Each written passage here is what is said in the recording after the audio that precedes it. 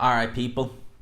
Midweek report time. So before I get into it, just obviously this week's been busy with like videos and stuff that's going on in the boxing world. But obviously it's not been an ideal week because obviously I started it back home, and I really do appreciate because a lot of people, I have other creators and other people as well, have reached out and said, look, only a stumbling block, and it is. I mean, I'm not losing sleep over the fact that I'm home for a little bit. It's only temporary. It's a stumbling block. We'll get over it. I think the people who I've spoke to kind of know the ins and outs as well.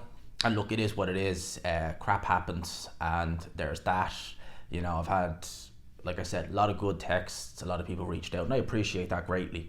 Like I said, stumbling block. We'll be good to go soon.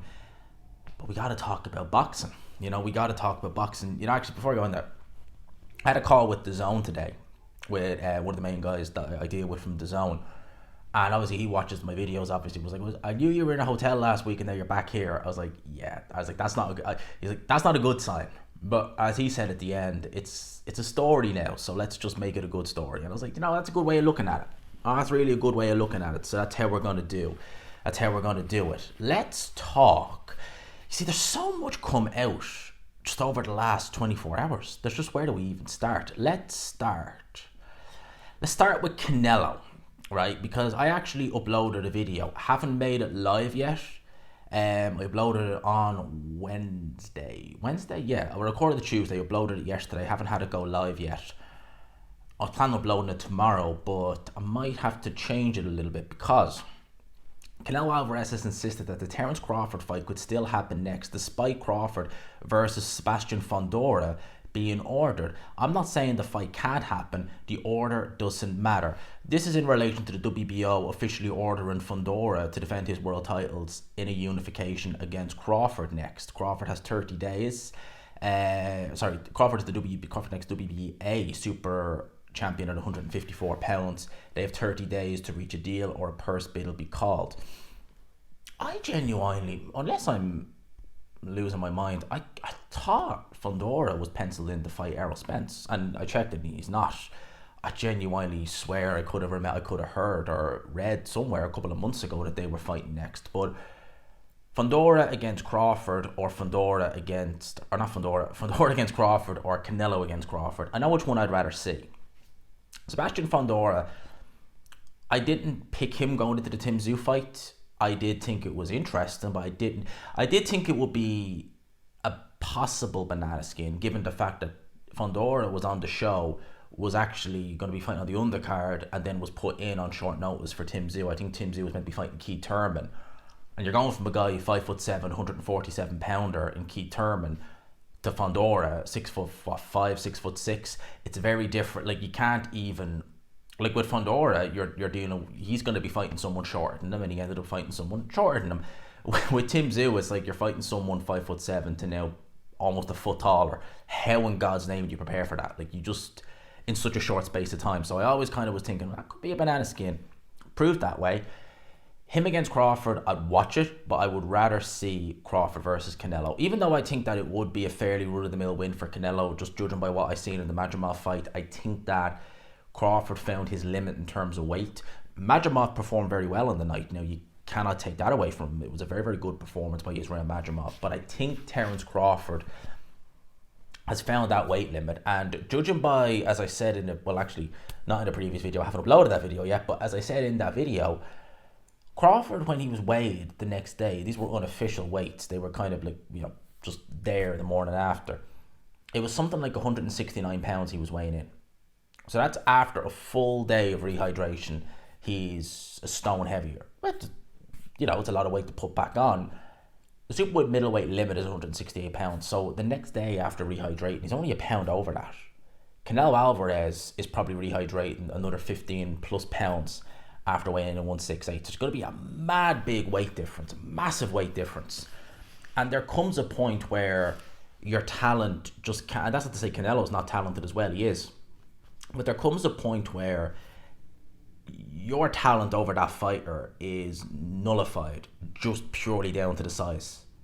And I think at 168, that's what's going to happen with Canelo and Crawford. Crawford is more talented. Canelo was very good, but Crawford is, I think, overall a more complete fighter. then Canelo, and I think he definitely is, but that size difference is just going to be too big.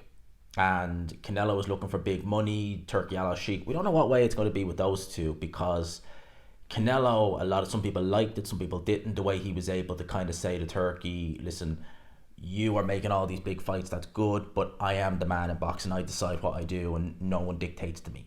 Some people like that, some people don't. If he's willing to, well, look, I think Crawford, you're going to need to probably get the Saudis involved. If he's willing to listen to the Saudis, what they maybe have to offer, we could get that fight. For Crawford, he's talked about that being the only fight that he really wants. That Turki Al-Sheikh has mentioned that's the only fight keeping Crawford in boxing, so to speak. I'm paraphrasing there, but that's basically what he said. So, yeah, it's that's going to be, if they don't get that fight, we could be talking about Crawford maybe not boxing, maybe retiring. So, Canelo Crawford, they're back in talk about that, so let's wait and see what happens there. Anthony Joshua versus Daniel Dubois now does, because there was reported that they were trying to extend the capacity in Wembley Stadium. If they were able to do it, they would have broken the record set by Tyson Fury and Dazn White for record British attendance. Well, Daniel Dubois versus Anthony Joshua is now set to break the British boxing attendance record with a crowd expected of 96,000 at Wembley Stadium on September 21st. Turki Al-Sheikh has said they have applied, they have had their application to extend the capacity, approved. Sorry, I didn't see the approved bit there. Approved, so they will surpass the 94,000, so they will beat Tyson Fury's record attendance by 2,000. So there you go. Tyson Fury versus Dazn White after September 21st will no longer be. Carl Froch must be absolutely just, how can George Groves versus him at 80,000 at Wembley, and now it's like Anthony Joshua's beaten him once, he's beaten him twice, now he's beaten him 3 times at Wembley Stadium in terms of capacity. So say a prayer for Carl Froch, please. Say a prayer for Carl Froch. But no, I think this fight has captured the attention of British fans. I think the fact that the heavyweight championship, the IBF heavyweight championship, is on the line, it does help. Had it been just an interim title, they would have still sold it as for a heavyweight title, because they would have said, it's the interim title and stuff like that. They would have kind of tried to sell it in that way, but now it's legit. It is for the IBF title. Daniel Dubois is trying to do his thing. Joshua's doing his thing. The card is pretty good itself as well. It's not a bad card. So I think that this has captured the attention of the British fight fans. We're only a couple of weeks away from it. I personally am looking forward to it. I'm going to be just doing loads in the run up to this fight with regards to that, and of course I'll be doing a live watch along, and that's standard. Apparently, now I'm really going to upset people with this one, and I'm going to have to say it, because this is just, it's true, and I'd be lying if I said otherwise, but I know it's really going to rub people up the wrong way. So Liam Gallagher is set to perform on this show, and Oasis are back in 2025. I never liked the song by Oasis. Don't like them. Don't like Blur, don't like Coldplay, don't like any of them. I know, come at me. Apparently Liam Gallagher's going to be singing a few songs, and that will help. I mean, people are going to come for that as well.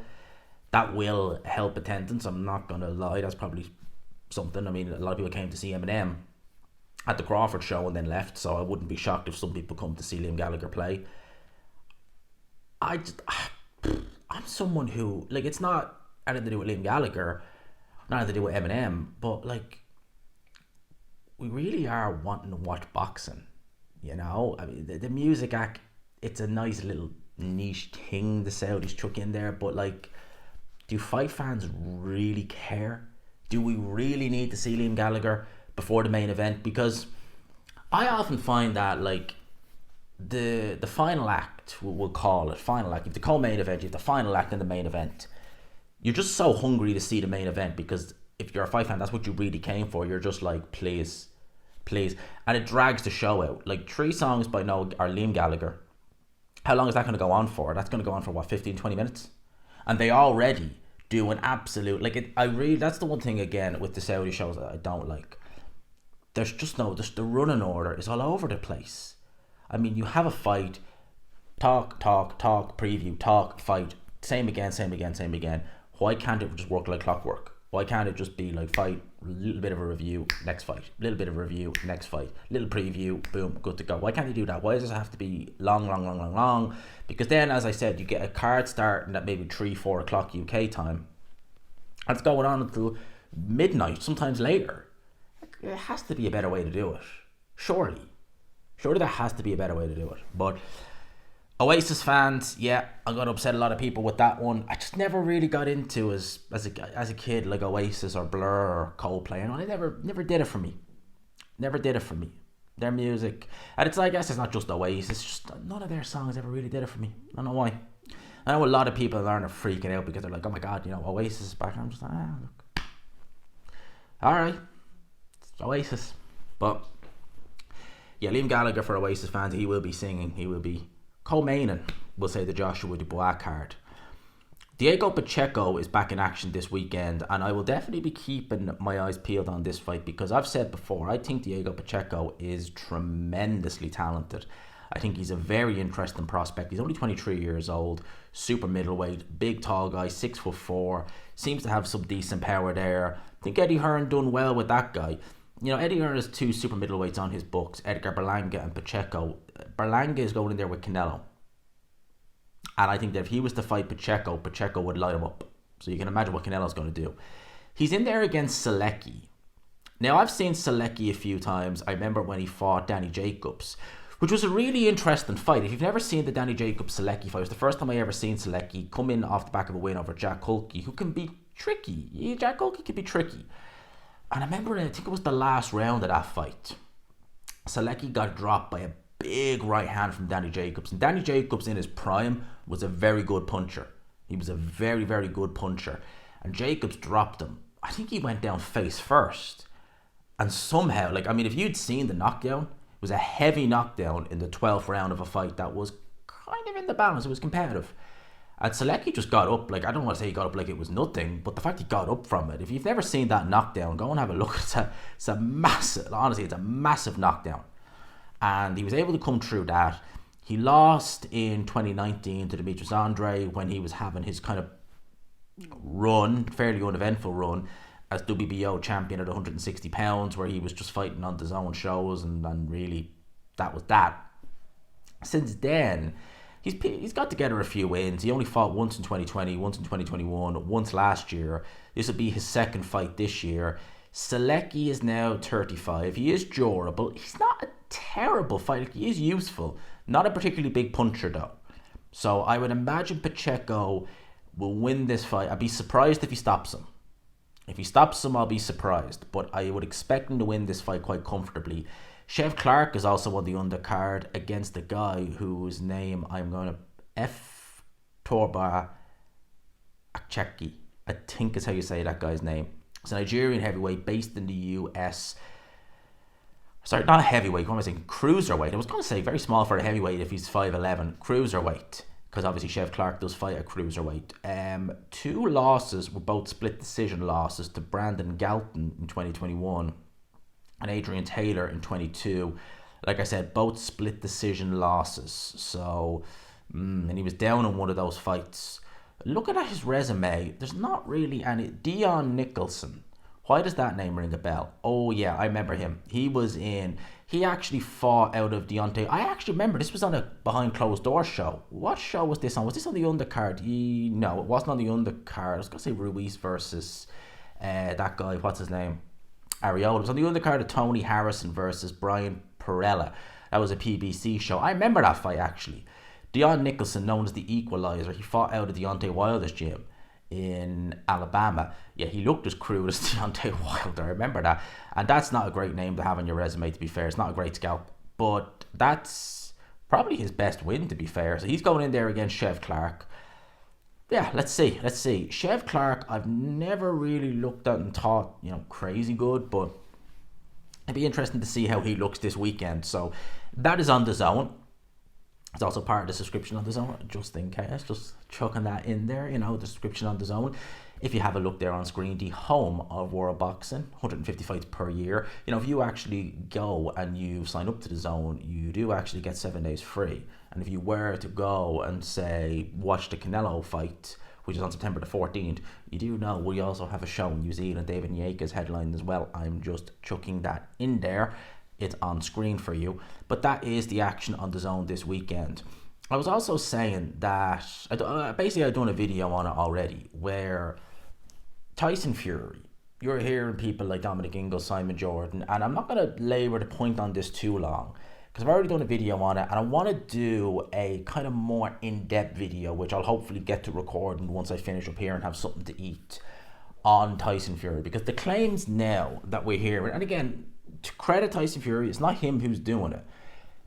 It's people in the boxing establishment, boxing media, like Simon Jordan, people like him, trainers like Dominic Ingalls and, Billy Nelson, who you would think that these trainers could spot talent. And you think that, they probably can, but they look at someone like Alexander Usyk and refuse to almost give him any credit or any praise for the good job he did in that Fury fight, for the talent that he has. Instead, they look for reasons as to why Tyson Fury lost that fight. And the new narrative now is that Tyson Fury just wasn't in shape, which anyone who even just looked at Tyson Fury in training footage would see that he was in shape, that he was taking this fight very serious. How on earth boxing trainers and people in the boxing media and establishment can look at that fight and say Tyson Fury wasn't in shape? And considering the fact you had the likes of Gareth A. Davis, absolutely, head so far up Tyson Fury's saying that he's hearing from camp how great it's going and how he's doing this and doing this. So, I know Gareth A. Davis isn't making that claim, but it's like people have talked about 1 minute Fury's looking great, he's looking amazing, he's blah, blah, blah, blah, and then he didn't win the fight because he's not in shape. Okay, explain that. And again, you only have to look at the before and after pics from October to last year to March this year to see that clearly he is in shape by his standards. If they mean Tyson Fury doesn't have a six-pack, when has he ever had a six-pack? I'm not going to labour the point on that one. I'll do a separate video just debunking that whole Tyson Fury was not in shape for the Usyk fight later on. That should go out tomorrow. Frank Warren has revealed that Moses Itauma is now targeting Joseph Parker next. And again, we haven't heard really from Joseph Parker on that, but I have seen that Frank Warren has said that Itauma is still, he's really serious, it seems. And sorry if you can hear the dog barking out there. The neighbours across the road got a new dog and the thing just will not, I think it's a Rottweiler, the thing just will not stop barking. I can hear him when I'm doing this. I hope it's not picking up on that. It shouldn't. It doesn't normally pick up on cars, but it's just, yeah. He wasn't here when I left last week or the week before, so that was a quick turnaround. But yeah, he is looking to try and beat Mike Tyson's record. He's really starting to speed it up. And I've said, it's all well and good to do that. Just because you can, it doesn't mean you should. Eddie Hearn has revealed that he is trying to make Liam Paro versus Devin Haney for the IBF World Super Lightweight World title. Says, I spoke with him, this is in December, I spoke with him, Haney, and he said if the deal's right, I don't think he'd have a problem and having that fight in Australia. Someone in the Element group shared, I forget who it was an article or something, that, because obviously Devin Haney is a very, very big 140 pounder. I mean, I really, how he made 135 is beyond me. He's even way oversized at 140. But the IBF have a very strict 10-pound rehydration clause the morning of the fight. So weigh in at 140. The next morning, you cannot weigh more than 10 pounds over. So you cannot weigh more than 150 pounds. Apparently, Devin Haney has some kind of status as WBC champion in recess. And some people are speculating that he may actually use that to circumvent the 10-pound rehydration clause, because with the IBF, they waive the rehydration clause, the 10-pound rehydration clause, if it's a unification. I would actually say that fight could possibly, and I'd be picking Devin Haney over Liam Paro, but believe me, if you're weight training, ask Ryan Garcia, he knows all about that and rehydration clause. If that's an issue and they can't get around that, I would think Devin Haney would not go down that road. Not saying that, he's afraid of Liam Paro or anything like that, certainly not.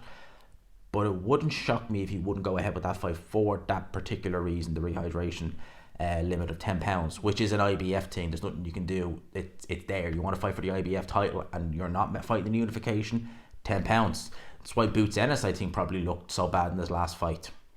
That's why I think if this fight gets made, he'll look an awful lot better. So Brian Norman Jr.'s father and trainer Brian Norman Sr. said they are now very close to a deal to fight Jerome Boots Ennis in a unification. That would take place on November the 9th in Philadelphia. We want this fight to happen. Ennis wants the fight to happen. The welterweight division needs this fight to happen, and we're going to make it happen. Now, one thing, as I said, so if that fight did happen, then Boots Ennis, who a lot of people speculate is very tight at welterweight, and it doesn't help that he's got the IBF title, which has that rehydration limit of 10 pounds the morning after. Now, that doesn't mean you have to be 10 pounds in the ring on fight night. You can weigh whatever you want after that. So say it's like 8 o'clock in the morning. Are you 157 pounds? Yes, okay. Now you can pack the rest of the weight on. You can come in at 168 for all they care. But you get what I mean? Yeah, you cannot weigh over it. If you miss that weight, I think you can get stripped of your title. Or, yeah, I think you can actually. I think that happened to Danny Jacobs when he fought Triple G. They didn't have the unification thing in place at the time when he fought Triple G, but he just waived. He just missed that completely to come in heavy because he wanted to fully rehydrate. That was back in 2017. They didn't have that rule in place back then. They brought it in, I think, in 2018. Now, if Boots was to go ahead with that fight against Brian Norman Jr., well, then it's unification. They waived that. I would imagine he would look a lot better. I didn't think he looked that bad in his last fight against Avanesian, but I suspect he'd look better in that fight because they'll waive that rehydration limit of 10 pounds. Because you got to figure, Boots Ennis is flipping massive. So having to cut the weight and only be able to rehydrate 10 pounds, you're not going to get the best out of him doing that. 110%. You're not going to get the best out of him doing that. That's why I was amazed Kell Brook held that title so long, because my guy was always 10 at the weight, and then you slap that on top of it. You're just asking for trouble with that. So Brian Norman Jr., I have a funny feeling we are going to get that fight, and I suspect it's going to happen in November. I have a funny feeling, but I suspect that fight will end up taking place in the month of November. Just have that feeling. No, I just have that feeling that we'll get that fight. I think that's pretty much it. I think that is pretty much it. So I will leave it there. People, I hope you enjoyed the video as much as I enjoyed making it. I miss doing midweek report. I haven't done it in 2 weeks. I miss it. I love doing it, especially when there's loads of news. It's even better. I'll leave it there, people. I hope you enjoyed the video. Smash the like button if you could. Subscribe, of course, if you haven't already. 30 subs off 20k, lads. Hit the like button, share it, do whatever you can. Do all that good stuff. And for now, I'll leave it there. Peace.